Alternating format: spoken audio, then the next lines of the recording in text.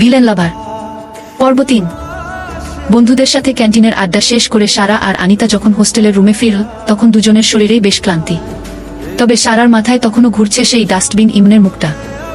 রুমে ঢোকা মাত্রই সারার ফোনটা বেজে উঠল। স্ক্রিনে বাপ্পি লেখা দেখে সারা সব ক্লান্তি ভুলে হাসি মুখে ফোনটা ধরল। বাপ্পি, ফোন করলে যে? রফিক সাহেব ওপাশ থেকে রহস্যময় গলায় বললেন, মা সারা, তোমার জন্য একটা বড় সারপ্রাইজ আছে। সারা লাফিয়ে উঠে বলল, সারপ্রাইজ? কি সারপ্রাইজ বাপ্পি? তুমি কি ঢাকা আসছো নাকি মা আমার প্রিয় আচার পাঠিয়েছে? রফিক সাহেব হাসলো, তার এই সোনার মায়ের হাসিটাই তো সব। এত প্রশ্ন করো না তো আম্মা, কাল সকালেই দেখতে পাবে। তবে এটুকু বলি, তোমার ডাক্তার হওয়ার পথে এই সারপ্রাইজটা অনেক বড় একটা ধাপ হবে। এখন লক্ষ্মী মেয়ের মতো খেয়ে ঘুমিয়ে পড়ো। সারা ফোন রেখে আনিতাকে জড়িয়ে ধরে বলল, জানিস আনিতা, বাপ্পি বলেছে কাল সকালে সারপ্রাইজ আছে। আমার তো এখনই তো সেইছে না গিয়ে। অন্যদিকে আহমেদ ভিলায় ফিরে রোহান সোজা তার রুমে চলে গেল। সারাদিন সে ওই মায়াবী কন্যার কথা ভুলতে পারেনি। সে নিজের হাতে ছবিটা প্রিন্ট করে একটা সুন্দর কাঠের ফ্রেমে বাঁধিয়ে তার পড়ার টেবিলের সামনে রাখল। এরপর পেন্সিল নিয়ে সেই বিষণ্ণ চোখ দুটো আঁকতে শুরু করল। তার মনের ভেতর কে যেন বলছে, এই মেয়েটা তার জীবনের সবচেয়ে সুন্দর ফ্রেম। ঠিক তখনই বিশাল বড় গেট দিয়ে আহমেদ ভিলায় ঢুকলো ইমনের সেই কালো কালারের বেন্টলি গাড়িটি। চারিদিকে কালো পোশাক পরা বডিগার্ড হাতে বন্দুক দিয়ে দাঁড়িয়ে আছে। ইমনের গাড়িটি দেখার সাথে সাথে সবাই মাথা নিচু করে রাখল। আহমেদ ভিলা যেন আধুনিকতার এক অনন্য নিদর্শন। বাইরে থেকে পুরো কালো রঙের বিশাল এই বাড়িটি যেন রহস্য আর আভিজাত্যের এক প্রতীক। তবে ভেতরে ঢুকলে মনে হয় যেন কোনো শিল্পীর হাতে আঁকা এক নীল আর কালো রঙের জগৎ। ইটালিয়ান মার্বেল পাথরের মেঝে, দামি আসবাবপত্র আর রুচিশীল ডেকোরেশন দেখে বোঝা যায় বাড়িটির মালিকের সৌন্দর্যবোধ কতটা প্রখর। সার্ভেন্ট আর বডিগার্ডদের জন্য নিচতলা রয়েছে আলাদা ব্যবস্থা। উপরের তলায় 4 ভাইজের রুমের সাথে আরও বেশ কিছু গেস্ট রুমও আছে।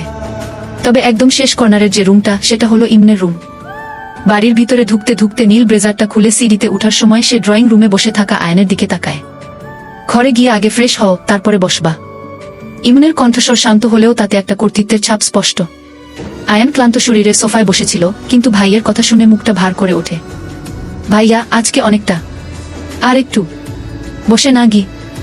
তার কথা শেষ হয় না, ইমন একবার পিছন দিকে তাকিয়ে আয়নের দিকে চোখ বড় করে তাকায়। এক্ষুনি ঘরে যাও। এক্ষুনি মানে এক্ষুনি? কে? ইমনের গলায় বিন্দুমাত্র আপোষ নেই। আয়ান মুখ ভার করে মাথা নিচু করে নিজের ঘরের দিকে হাঁটা দেয়। ইমন সিঁড়ি দিয়ে উপরে উঠে নিজের বিশাল ঘরে ঢোকে। রুমটা বিশাল বড়। একটা রাজকীয় বিছানা ঘরের মাঝখানে সাজানো, তার ঠিক পাশেই কাচের দেয়াল ভেদ করে দেখা যাচ্ছে ঘর সংলগ্ন বারান্দা, আর তার ঠিক পাশেই নীল জলের সুইমিং পুল। যেন স্বপ্নের দুনিয়া। বাইরের জগৎ থেকে ইমনের দিনটা কেমন গেছে কে জানে, তবে এই বিশাল ঘরে ঢুকে সে একটা স্বস্তির নিঃশ্বাস ফেলে। আয়নার সামনে দাঁড়িয়ে সে প্রথমে তার হাতঘড়িটা খুলে রাখে। এরপর এক এক করে শার্টের বোতামগুলো খুলতে থাকে। ইমনের পেশিবহুল বডি ফিগারটা আয়নায় স্পষ্ট হয়ে ওঠে। ঘন আর কোকডানো চুলগুলো তার ব্যক্তিত্বে যোগ করে আলাদা মাত্রা সৌন্দর্য। সে ওয়াশরুমে চলে যায় গোসল করতে। গোসল সেরে বের হয়ে সে কোমর পর্যন্ত নীল তোয়ালে জড়িয়ে আয়নার সামনে দাঁড়ায়। ইমনের চুলে থেকে ফোঁটা ফোঁটা পানি তার জিম করা বডিতে পড়ছে। আয়নার সামনে রাখা আরেকটি তোয়ালে দিয়ে সে চুল মুছতে থাকে। তার এই আকর্ষণীয় রূপ যেন কোনো ম্যাগাজিনের মডেলকেও হার মানা। তার এই জলভেজা বডি ফিগার যেন আরও বেশি মোহময়ী আর আকর্ষণীয় হয়ে ওঠে। আহমেদ ভিলার বিশাল অন্দরে ইমনের ব্যক্তিত্বের দাপট যেন প্রতি মুহূর্তে অনুভব করা যায়। গোসল শেষে আয়নার সামনে দাঁড়িয়ে যখন সে ভেজা চুল মুছছিল, তখন তার প্রতিদিনের কঠোর জিমের ফলস্বরূপ সুগঠিত মাসল আর বডি ফিগার আয়নায় এক মোহনীয় দৃশ্যের অবতারণা করে। চুলের পানি গড়িয়ে তার সুঠাম দেহের খাজে পড়ে এক অনন্য আবেশ তৈরি করে। আয়নার আরও কাছে ঝুঁকে এল ইমন। তার ঠোঁটের কোণে ফুটে উঠল এক রহস্যময় বাঁকা হাসি। সেই হাসির সাথে তার ডান দিকের ছোট গজদাগটি ঝিলিক দিয়ে উঠল, যা তার গম্ভীর মুখে এক আলাদা লাবণ্য যোগ করে। চোখের মণি দুটো কুচকুচে কালো, যেন গভীর সমুদ্রের মতো রহস্যময়। আর কানে লতিতে ছোট্ট সেই তিলটি তার ব্যক্তিত্বে এক অদ্ভুত কমনীয়তা এনে দিয়েছে। আয়নার দিকে তাকিয়ে বিড়বিড় করে ইমন বলে উঠল, মিস ধানি লঙ্কা, তুমি জানো না কার সাথে পাঙ্গা নিচ্ছ? কথাটা বলেই সে যেন এক চূড়ান্ত সিদ্ধান্তে পৌঁছাল। নিজের ঘন কোকড়ানো চুলগুলো ঠিকঠাক করে নিল। এরপর আলমারি থেকে একটি কালো ট্রাউজার আর গা নীল রঙের একটি ফিটিং গেঞ্জি বেছে নিয়ে পরে নীল রঙের পোশাকে তার পেশিবহুল বডি ফিগার আরও বেশি আকর্ষণীয় হয়ে উঠল। সবশেষে নিজের উপর একবার সন্তুষ্টির দৃষ্টি বুলিয়ে আত্মবিশ্বাসী পদক্ষেপে সে নিচের তলার দিকে রওনা দিল। তার প্রতিটি পদক্ষেপে যেন এক ধরনের রাজকীয় আভিজাত্য আর কর্তৃত্ব প্রকাশ পাচ্ছিল। ইমনের বাবা মা মারা যাওয়ার পর থেকে ইশতিয়াক আহমেদ ইমনই এই পরিবারের বটবৃক্ষ। বাইরে দুনিয়ায় সে যতই নিষ্ঠুর হোক না কেন, ভাইদের জন্য সে আজও নিজে হাতে রান্না করে। ইমন কিচেনের দিকে যেতেই আয়ান, রোহান আর সোহান 3 জন মিলে তার পথ আগলে দাঁড়াল। আয়ান গম্ভীর হওয়ার ভান করে বলল, থামুন বড় ভাইয়া, আজ থেকে রান্নাঘরে আপনার প্রবেশ নিষেধ। ইমন ভ্রুকুচকে বলল, কেন? তোরা কি আজ না খেয়ে থাকার শপথ নিয়েছিস? সোহান স্টেথোস্কোপটা, যেটা সে সবসময় গলায় ঝুলায়, ইমনের বুকে ঠেকিয়ে বলল, ভাইয়া, আপনার হার্ট বলছে আপনার আজ রেস্ট দরকার। আজ আপনার এই 3 রত্ন মিলে শাহী ভোজ রান্না করবে। ইমন হেসে ফেল। তোরা রান্না করবি? তোরা তো পানি গরম করতে গেলেও আগুন লাগিয়ে দিস কি? আরে বিশ্বাস করেন ভাইয়া, ইউটিউব আছে না, আজ আমরা ফাটায় দেব। রোহান তার ক্যামেরা গলায় ঝুলিয়ে চিৎকার করে বলল। ইমনকে ড্রয়িং রুমের সোফায় বসিয়ে দিয়ে 3 ভাই রান্নাঘরে যুদ্ধ শুরু করলো। ইউটিউব দেখে তারা রান্না করছে স্পেশাল ডাল আর ডিম ভাজি। আয়ান ডাল ফোড়ন দিতে গিয়ে ডালটাই পুড়িয়ে কয়লা বানিয়ে ফেল। ধোয়ায় পুরো রান্নাঘর অন্ধকার। সোহান ডিম ভাজতে গিয়ে লবণের বদলে চিনির দানা দিয়ে দিল কিনা তা নিয়ে রোহানের সাথে ঝগড়া শুরু করলো। রোহান আবার সেই পোড়া ডালের ছবি তুলতে ব্যস্ত, নাম দিয়েছে দ্য ব্ল্যাক ডাল অব আহমেদ ভিলা। 1 ঘন্টা পর তারা ইমনের সামনে খাবার আনো। ইমন 1 চামচ ডাল মুখে দিয়েই চোখ বন্ধ করে ফেল। ডালটা তিতো আর ডিমটা নুন ছাড়া চিনির স্বাদে অদ্ভুত হয়ে আছে। ইমন শান্ত গলায় বলল, সোহান, এই ডিম খেয়ে কি তুই পেশেন্ট মারার প্র্যাকটিস করছিস? আয়ান আমতা আমতা করে বলল, ভাইয়া, আসলে ইউটিউবের ওই লোকটা বলেছিল ডাল একটু কালো হলে নাকি স্মোকি ফ্লেভার আসে। ইমন হো হো করে হেসে উঠল। গত 18 বছরে সে খুব কমই এভাবে মন খুলে হেসেছে। ভাইদের এই অপটু হাতের রান্না যেন পৃথিবীর সবচেয়ে দামি খাবারের চেয়েও সুস্বাদু মনে হলো তার কাছে। সে ভাইদের মাথায় হাত রেখে বলল, ঠিক আছে, আজ এই পোড়া ডালই আমাদের শাহী ভোজ। তোরা পাশে বসু। আয়ান নিজেদের হাতের সেই অদ্ভুত রান্না দেখে হাসতে হাসতে বলল, আমরা যে রান্না করছি তাতে আমার ভাইদের ডাক্তার হওয়া তো দূরের কথা, আগে নিজেদেরই পেশেন্ট হতে হবে। সোহান কাচুমাচু করে বলল, ভাইয়া, আসলে ইউটিউবের রেসিপিটা মনে হয় অন্য গ্রহের ছিল। ইমন ফোনটা হাতে নিয়ে বলল, আজ তোদের আর কষ্ট করতে হবে না, আমি শহরের সেরা রেস্টুরেন্ট থেকে বিরিয়ানি অর্ডার করছি গো।